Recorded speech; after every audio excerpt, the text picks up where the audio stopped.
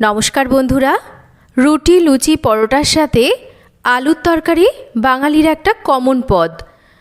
আর কিছু হোক আর না হোক বা কিছু থাক আর না থাক, আলুর তরকারি দিয়েই যেন তৃপ্তি করে রুটি লুচি পরোটা খেয়ে নেওয়া যায়।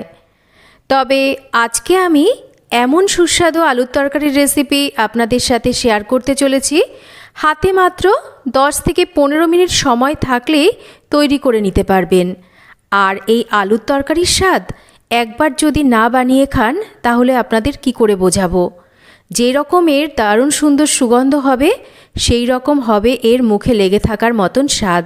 বানানোও কিন্তু খুব সহজ, অল্প উপকরণে অল্প সময়ে দারুণ সুস্বাদু এই রকম আলুর তরকারি কি করে তৈরি করে নেওয়া যায়, আজকে আমার ভিডিওতে আমি সেটা শেয়ার করেছি।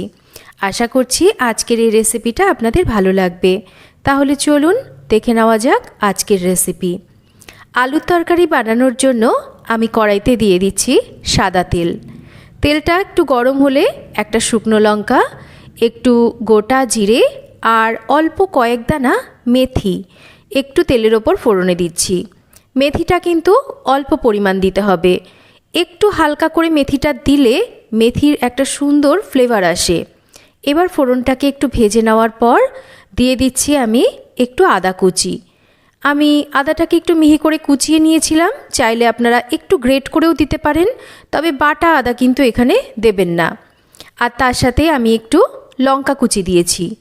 আপনারা কতটা ঝাল খেতে পছন্দ করেন বা পারবেন সেটা মাথায় রেখেই কিন্তু নিজেদের স্বাদ মতন লঙ্কার ব্যবহার এখানে করবেন। এবার এই আদা আর কাঁচা লঙ্কা কুচিকে একটু হালকা করে ভেজে নিয়েছি। দিয়ে দিচ্ছি এখানে একটা টমেটো কুচি। এবার এই টমেটোটাকেও কিন্তু আমাদের একটু ভেজে নিতে হবে। টমেটোটাকেও একটু হালকা করে নাড়াচাড়া করে নেওয়ার পর একটু ঢাকা দিয়ে দেব, যাতে টমেটোটা একটু নরম হয়ে আসে। মিনিট দুয়েক পর ঢাকা দিয়ে রাখার পর ঢাকাটা খুলে নিচ্ছি। দেখুন টমেটোটা একটু নরম ভাব হয়ে এসেছে। এবার এর মধ্যে দিয়ে দিচ্ছি আমি একটু বাটার, সামান্য পরিমাণে একটু লবণ দিচ্ছি, লবণ কিন্তু পরেও দেব।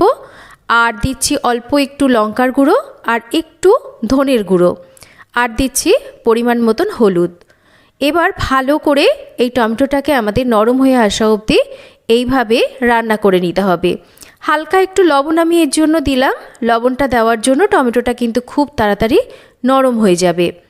দেখুন বেশ কিছুক্ষণ একটু এইরকম রান্না করে নিতে নিতে টমেটোটা কিন্তু সুন্দরভাবে নরম হয়ে আসবে। আর এই যে বাটারটা এখানে দিয়েছি, এতে যেই রকম সুন্দর হবে এই তরকারির সুগন্ধ, সেই রকমের স্বাদেরও কিন্তু বেশ একটা পরিবর্তন আসে।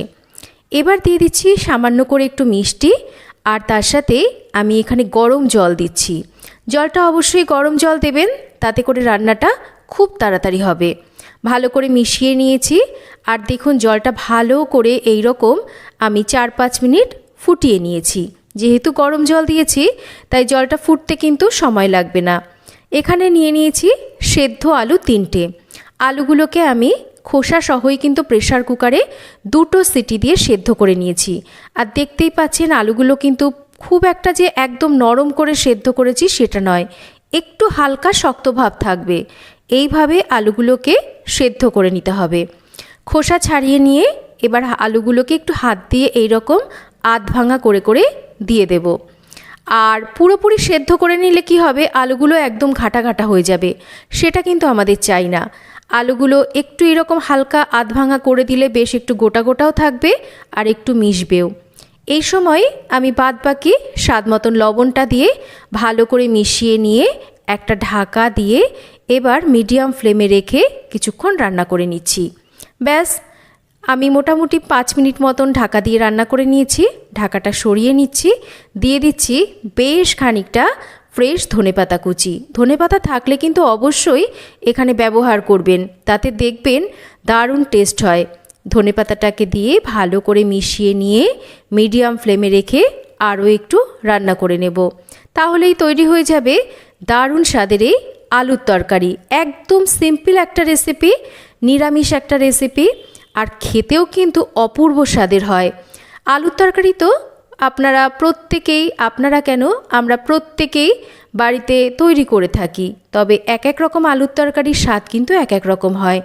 একবার এই আমার মতন করে এইভাবে আলুর তরকারি বানিয়ে দেখুন, দেখবেন পরোটা, লুচি বা রুটির সাথে এই আলুর তরকারি খেতে অপূর্ব স্বাদের হয়।